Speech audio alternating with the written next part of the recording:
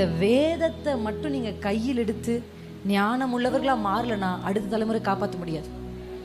அடுத்த தலைமுறையெல்லாம் சும்மா பணத்தை வச்செல்லாம் காப்பாற்ற முடியாது. நீங்க ஓடி ஓடி சும்மா நிறைய பேர் நான் பார்க்குறேன், வாழ்றது சம்பாதிக்கிறதே வாழ்றதுக்காக தான். வாழ்க்கையை அழிச்ச ஒரு சம்பாத்தியம் தேவையில்ல. சம்பாத்தியமே குடும்பத்துக்காக தான். குடும்பத்தை அழிச்சு ஒரு பணம் தேவையில்ல. அல்லேலூயா.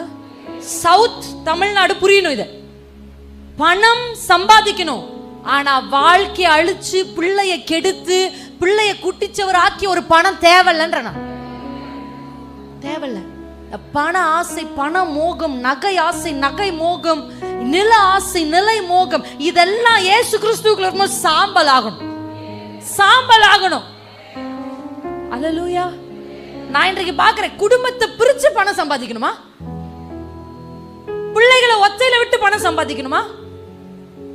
யா, பணம் ஒரு பக்கம் இருக்கட்டும், குடும்பம் ஒன்றா இருக்கணும். கஞ்சி குடிச்சா கூட சமாதானத்தோட குடிக்கணும்ன்ற எண்ணம் வரணுங்க.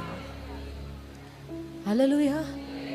என்ன சேர்த்து வச்சு இயேசு வந்தார்னா நம்ம நிலத்தெல்லாம் கூட தூக்கிட்டு போக முடியும். நகை இருங்க, பெட்டியில் நகை இருக்கு, தூக்கிட்டு வரேன், போலாம் பரலோகத்துக்கு, கொஞ்சம் ரோடு நானும் போட்டு தரேன்னு சொல்லுவீங்களா? நகையில ஒன்றும் வேண்டாம், அங்கே அவர்கிட்ட எல்லாமே இருக்கம்மா. சேர்த்து வைக்காதீங்க, வன்கண்ணனா இருக்காதீங்க. உங்க அப்பா தயாளர். குடுங்க குடுங்க. பிசினித்தனம் பண்ணி தரித்திரன் ஆகிறான், வாரி அடைத்து வாரி இறைக்கிறான், ஆனா அவன் பணக்காரன் ஆகிறான்.